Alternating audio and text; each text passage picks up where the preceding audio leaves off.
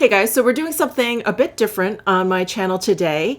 One, we are going to be talking about books, and two, this is a collaboration with the wonderful Samantha March. She is a very good dear friend of mine here on YouTube.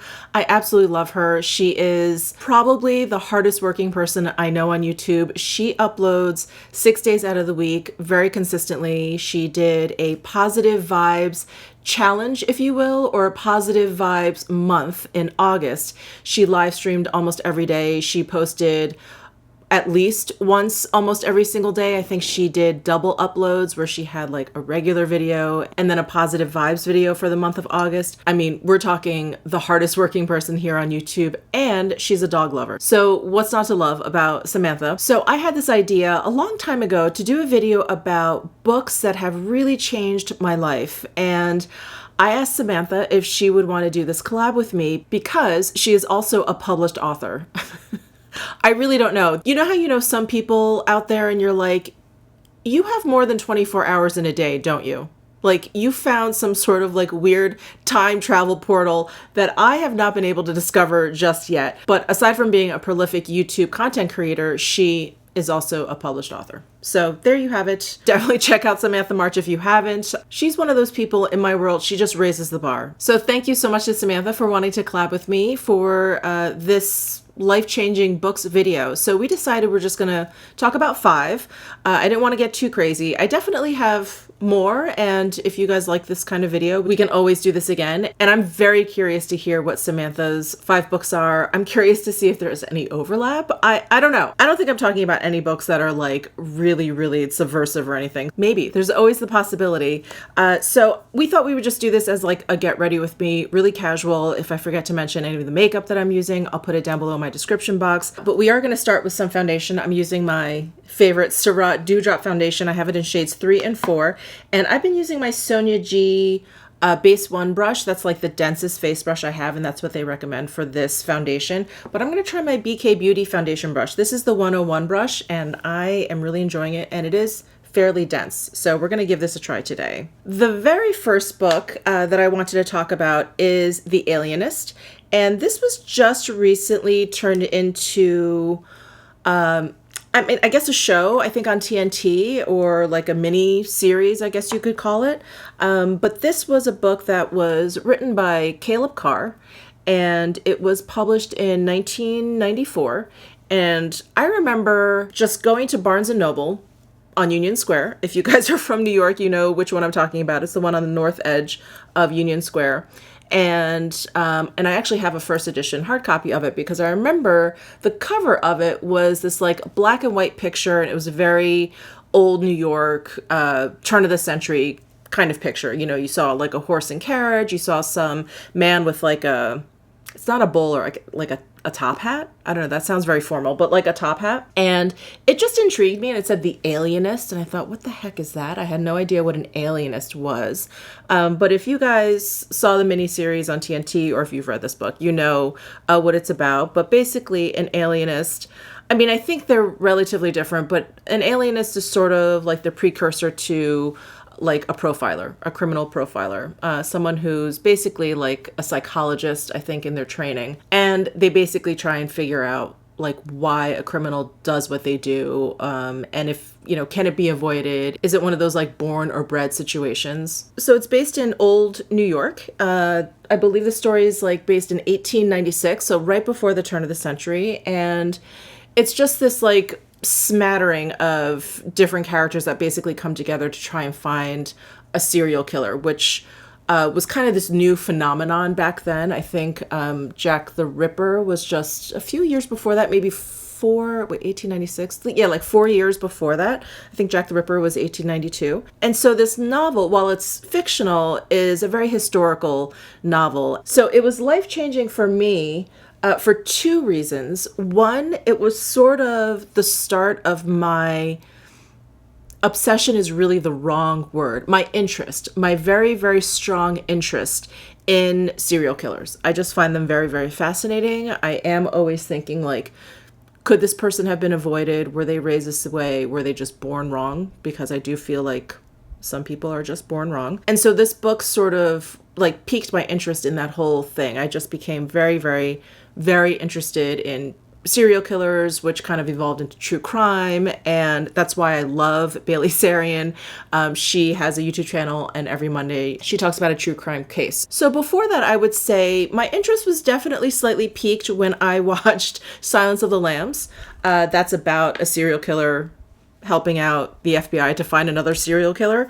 And I just thought that was, I mean, it's such a good movie. It's such a good movie. That's undeniable that it's just such a great movie. But that also just kind of like piqued my interest. And that movie, I think, came out in 90 or 91. So that was at the end of high school. And then in 94, when this book came out, it was at the end of college. And so it was just during these periods of time in my life where, you know, you're just such a huge sponge, and you're just like taking in anything you can kind of get your hands on. And so basically between that movie and this book, I really went down this kind of love for, that's really wrong, I need to find a better way of saying that, but my strong interest in serial killers and my love of true crime. And I remember just recently, because you know, this channel was not around back then, but the ID channel, so the offshoot of Discovery, Investigation Discovery channel. I remember when that channel came on, I was like in heaven. It was just on all the time. I went to sleep watching it. I would wake up, turn it on. That's all I watched for years. I still watch it. If I have nothing else to watch, you know, YouTube has kind of taken over, but if I have nothing else to watch, I put that on. I like having it on in the background. I know it's very weird. My husband would come down in the mornings, because I wake up before he does, and I would have it on. And he, for some reason, had this knack of always walking in during the worst crime scene description. You know, it'd be like children were dead, blood was everywhere, everything. And he would be like, why? Like, why are you watching this first thing in the morning? What's wrong with you? Or he would come home, I'd be asleep. He would have like a work event or something. He would come home and the TV would be going in the bedroom, and he'd walk in and be like, you know, some murder case or whatever. And I'd be like peacefully asleep too. And he's like, what's wrong with you? So that is one thing that this book changed in my life. And that is, it just brought out this like love of true crime and this strong interest in serial killers. The second thing it brought out in me is this love and need to know about New York City history. So this novel is based turn of the century in New York City, and it is a historical novel, and it's not just based there where he talks about, you know, what the women are wearing and how they're in a horse and buggy or whatever, but Caleb Carr, the author of the book, is a historian. So he really, and I believe he lives in New York, he really kind of paints this picture of turn of the century New York, like, you know, what they would eat for dinner, and he would have historical figures in there. It was when Teddy Roosevelt was mayor of New York, and he painted such a compelling picture of New York at that time that this was another rabbit hole that I needed to go down, which was New York City history. And like I said, this came out in 94. I moved to New York in 1991. I went there for college. And so I was in my senior year then, and I just didn't know that much about New York City other than what I was experiencing, you know, as an NYU student or whatever. And just the few tidbits that he threw into the novel, not even a few, like he did have a lot of historical figures in there. Anyway, it just piqued my interest for New York City history. And that sent me down such a giant rabbit hole. And I've always loved New York. Always loved New York City. I grew up in New Jersey. So I used to always cut high school. Sorry, Mom. I used to always cut high school and take the train into New York and just hang out. I'd hang out in Washington Square Park. And that's when I knew I did want to go to school in New York. Not necessarily NYU. I did end up there, but whatever. That's a whole nother story. But I just didn't know that much about the history of it. Why Broadway was called Broadway, or why the 5 Points were called 5 Points, or why Canal Street was called Canal Street, why some of the subway lines are more narrow than the others. And so I went down this whole gigantic rabbit hole of like reading books on New York City history. And one of my favorites, this isn't one of my life-changing books, this is just a related one to The Alienist, was by Luc Sante, and it is called Low Life. And if you're interested in New York City history, That is a good one. 5 Points, that is another good book if you're interested in New York City history. But, you know, having gone to school there and having, you know, basically grown up around New York, I just didn't think my love for New York could get any deeper, but it did. It really, really did. It was all because of The Alienist. And that one book really brought out two, like, major passions of mine, true crime and New York City history. So that's why I wanted to kick it off with The Alienist. Okay, I have to tie my hair back. I'm really hot. And I think someone asked me, like, why don't you tie your hair back when you do your makeup? And the reason is my hair is like wire. My hair is completely malleable. And if I put a little clip in or headband, my hair just stays that way. There's no coming back from it until I wash my hair, which is probably also another reason why I wash my hair every day. But sometimes if I just tie it up in a bun like this, I can come back from it because there are no harsh lines to it. Anyway, moving on to book number 2. Okay, so the next book I wanted to talk about is Born to Run, and that's not the Bruce Springsteen album, which I have on vinyl, but it's a book by, let me see, I don't want to get this wrong. It's a book by Christopher McDougall, and it's a book about running, which I know probably sounds incredibly boring to you guys. But it was a book written in 2009. And if you guys don't know, I've mentioned this a couple of times, but if you guys don't know, I ran the New York City Marathon in 2005. And that was a life-changing experience, as you can imagine. But I started running right after I quit smoking. So in my late 20s, which at this point is 20 years ago. God. I can't believe it. So I quit smoking in my late 20s, and I was smoking a lot. I used to smoke like up to 3 packs of Marlboro Reds a day, if you can imagine. But I quit smoking at that time because, you know, it wasn't like I had lung cancer. It wasn't like I had esophageal cancer, anything like that when people are really forced to make a huge change in their life. I just was tired of it. It was getting expensive.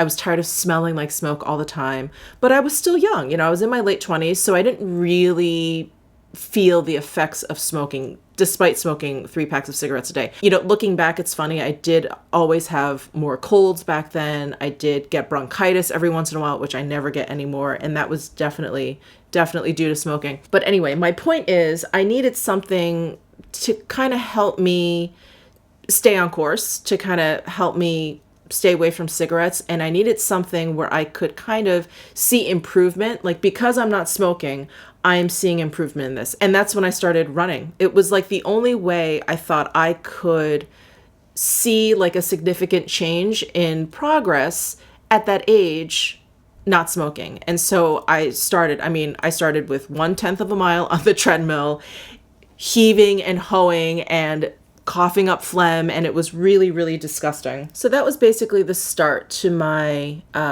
running. And, you know, I started to run further and further. It did start to get easier. I haven't smoked since then. I have not had 1 cigarette since then, despite how much I want to. And that kind of launched my love for running. And so I ran the marathon in 2005. And after that, I thought, okay, great. Now what? I kind of lost like the reason why I ran. I mean, obviously that reason changed and it evolved and it morphed from when I quit smoking to like kind of wanting to keep progress of like not smoking and how I was doing health-wise or whatever. It evolved, and it eventually evolved to like wanting to finish the marathon. That was my only goal. I wanted to finish the marathon without stopping. I could run as slowly as I wanted to, but without stopping to a walk. So I reached that goal, and then it was sort of like I was a little bit lost, and I kind of took a couple months off, which will pretty much negate any sort of fitness you had, by the way. It was like, it didn't matter that I had just run a marathon 2 months previously. I took 2 months off completely. And I had a hard time running like 4 miles, I think, when I got back into it. But anyway, I kind of slowly started to, you know, kind of get back into it. But it was like I always had to have this goal. It was like, okay, I'm going to run like a half marathon. I'm going to do this. I'm going to do that. And I eventually hurt myself. I eventually injured myself, gave myself a stress fracture, kind of just jumping back in too quickly. And that's when I really was like, oh, running's not for me or whatever. And I needed to find something else, you know, which I did. And it's unfortunate, but I haven't got back into running as much as I did, mainly because I hurt myself and I didn't want to hurt myself again, because coming out of an injury, it just sucks. If anyone has ever like really, really hurt themselves, had surgery or whatever, it really, really sucks because you are starting from scratch and you're like, oh, like all I did was just run that extra mile that I shouldn't have or whatever.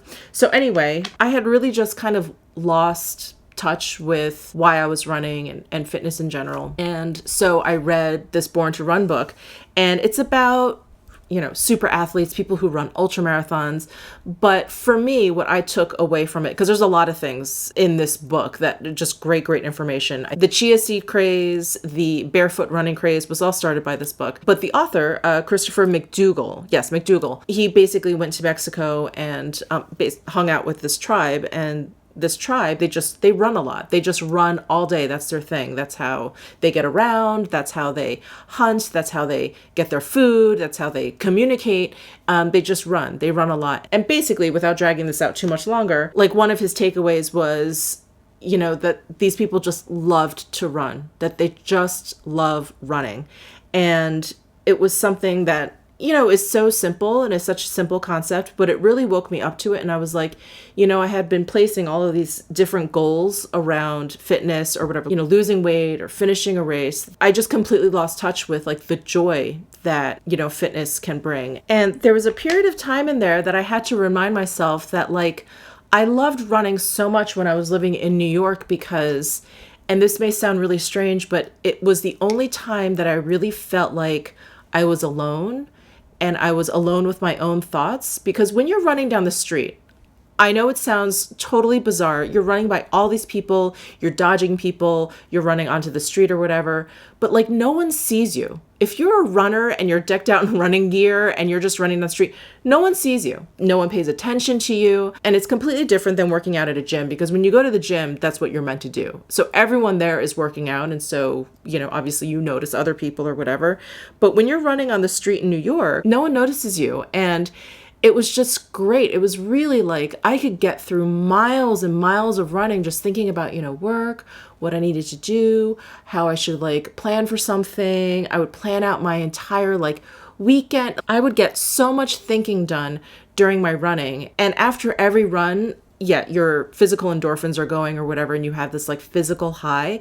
But for me, it was just such a satisfying and gratifying and productive way to spend time. And it really had nothing to do with losing weight or finishing a race or whatever. And for me, reading that book and reading the author, like just talking about the tribe and why they run and, you know, and the joy that it just brings them, and it's just a part of their lives, really, really changed the way I thought about fitness in general, not just running, because like I said, I haven't really run that much. But for me, working out is productive. It's very, very productive. And that brings me a lot of joy. So I feel like that book kind of just like brought me back on track, like fitness wise, and like why I do it and why it's so good for me.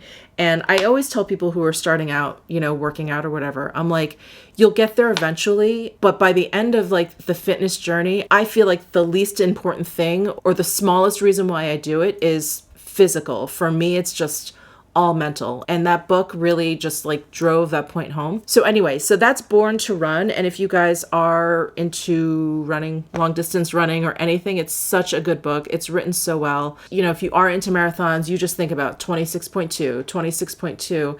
And these people don't think about that. They don't have like Fitbit, keep track of their steps or anything like that. It's just a way of life for them. So I had to mention that book for sure. So the third book I want to talk about is a Malcolm Gladwell book. And this was published in 2008.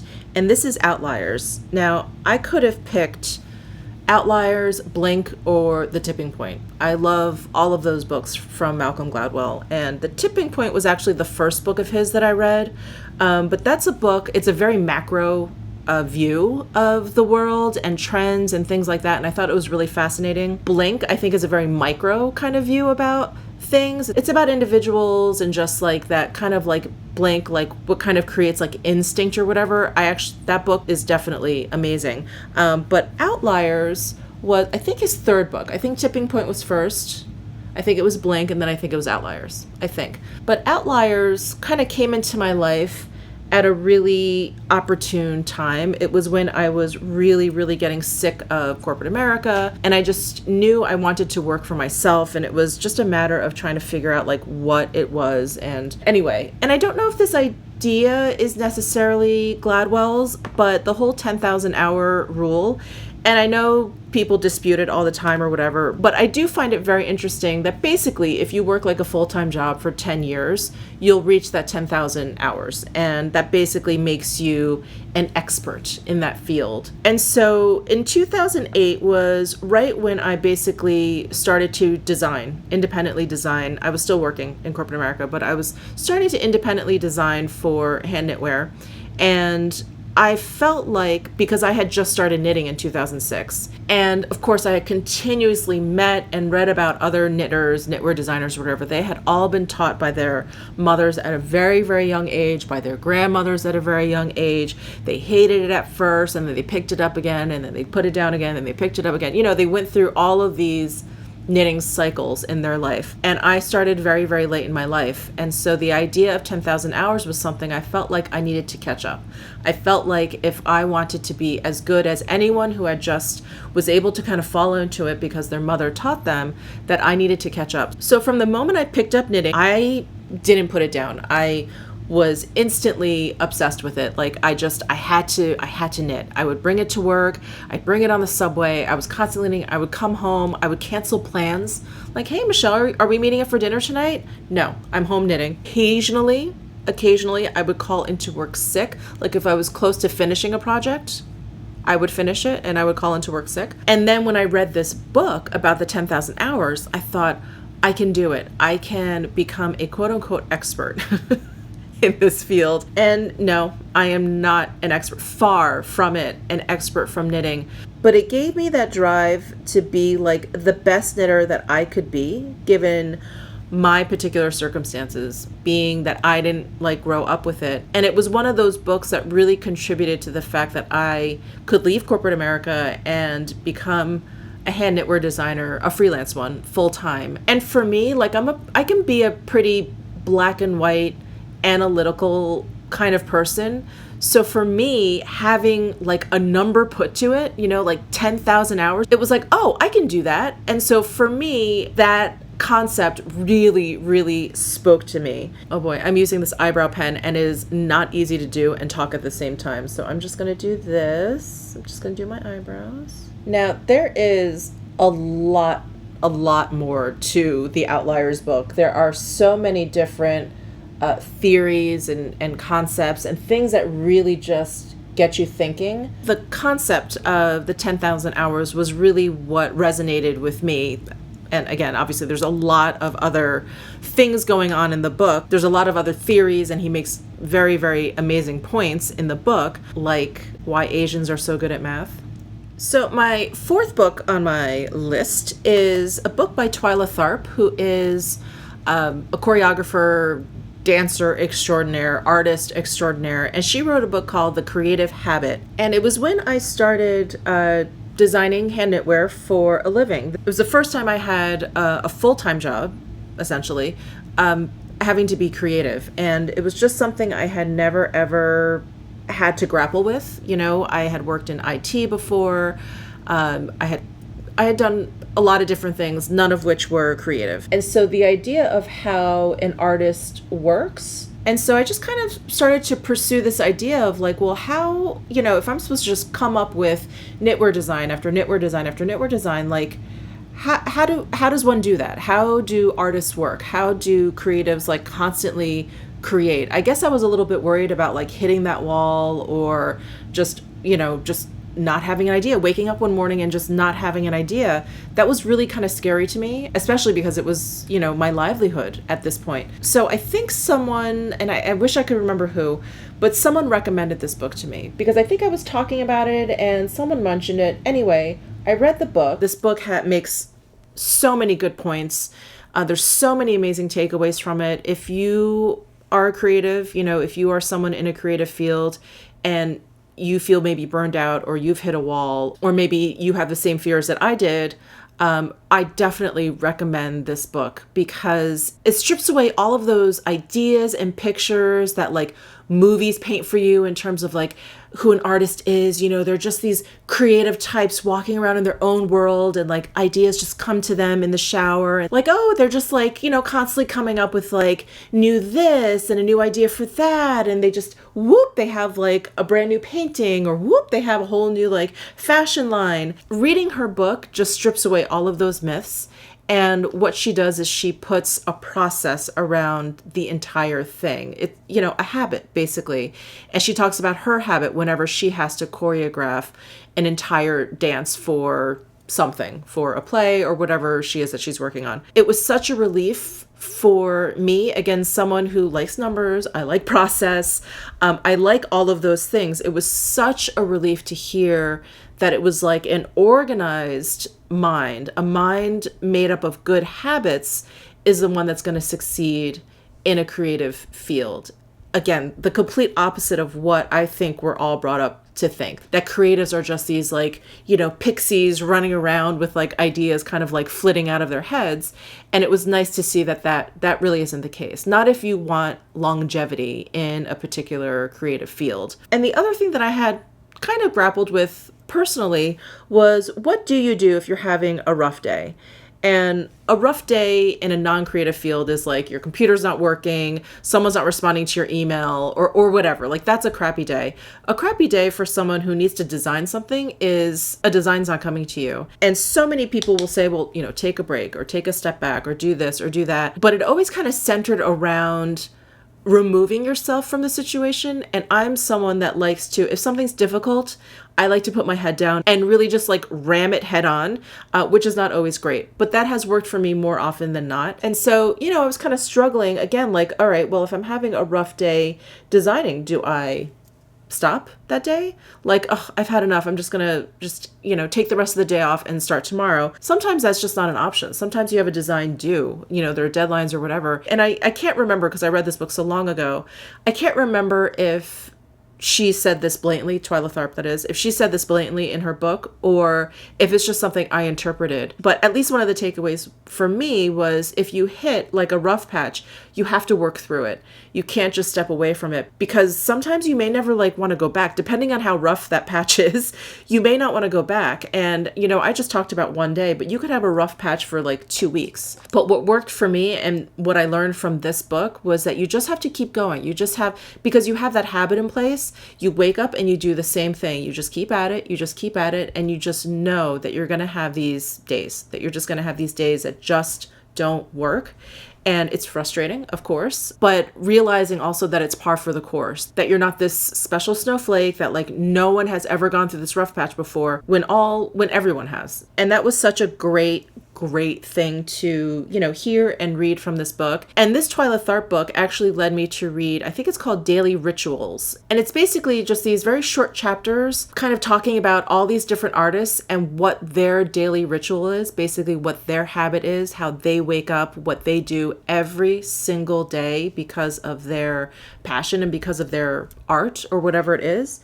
And I'm actually curious because, as I mentioned in my intro, Samantha is an author. And so I wonder if she's read these books, and I wonder if this is going to show up in her video. But Daily Rituals is so eye-opening, again, because you think artists have these like sparks of creativity, but they do not come out of the blue. They don't come, I mean, they may come while you're showering, sure, but they don't come from nowhere. It's like after years and years of having these habits and these rituals in place, will you get these thoughts? Will you get these ideas that are kind of seemingly out of the blue, but they really are not out of the blue? And that like creativity really is hard work, and that you can work towards it. And again, for someone who kind of entered the creative field kind of later in life, it's very refreshing to hear that it's something that's attainable through hard work and through discipline and through good habits and through rituals, as opposed to just like being born that way. And I attribute so much of my work ethic to having read these two books, having freelanced as a designer. It's really all about discipline. And I think that's another reason why I just adore Samantha so much. You can see it, like this woman has discipline. It's just something I really respect in another individual. So anyway, so that is The Creative Habit. and daily rituals. I am using this Polar Ice palette from Pkwy, which I have not used in a really long time. It is such a pretty palette. And it was limited edition, so if it is still available, I'll link it down below. If not, I apologize. I apologize. Okay, and last but not least, book number 5. And I hope this doesn't seem like a shameless plug, but this book was life-changing. What can I say? I have actually published a book also, and this I published with Brooklyn Tweed, which is a yarn company that I used to be part of their design team.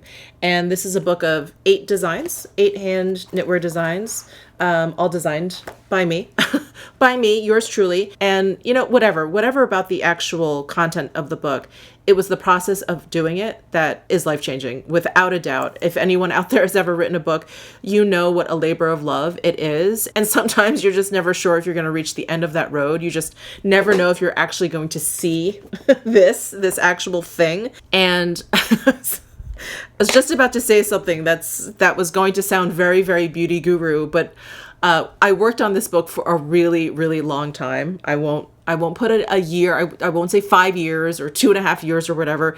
It was a very long time, mainly because the first, I think I wanted to do like 14 or 16 designs at first. I had come up with those, but I was still, you know, pretty green and pretty new to design. I just knew that I wanted to do a book. And so I started with many, many, many designs, and none of those actually made it into this book. And like I mentioned, I had done this in collaboration with Brooklyn Tweed, and life gets in the way, and we just never kind of revisited the idea of the book until maybe a year after that. And then I was like, okay, I don't like any of those other designs. So I had to come up with these 8 designs. We also said, let's tone it down. Let's do like 8 designs. That's enough. And so that is when I came up with these designs, which of course had been refined over and over again, but basically these 8 designs. And designing one thing and knitting one thing, not that I personally knit those samples, but designing for hand knitwear is a really long process. It's very, very labor intensive, as you can imagine. And so getting designs together for hand knitting it's irony at its finest, because it's a slow art, which is why you're attracted to it. It's a slow craft. But at the same time, as a designer, it's like you don't want it to be so slow that whatever you design or whatever you want, you don't like anymore. It's not relevant anymore. The trend is completely over and done with. It's like it has to be done at a somewhat swift pace. So thank goodness I had read the Twyla Tharp book, that Daily Rituals book, and I'd read some other books about like how artists work or whatever. And thank goodness, because without discipline, I would not have finished that book. The ideas would have completely languished. I would not have been able to push through. And of course, the work for the book is going on while you have all of your other regular work. So it kind of ends up being like your moonlighting gig. Anyway, designing all those designs for that book was definitely life-changing. And I feel like I had a decent work ethic before, and I have a much stronger, better work ethic now, partly in due to this book. Thank you guys so much for tuning in and spending some time with me. Do not forget to check out Samantha's channel and her video. I'll have it linked down below in the description box. And I cannot wait to hear what Samantha's 5 life-changing books are. Give this video a thumbs up if you enjoyed it. Subscribe down below if you haven't already, and I'll see you in my next video.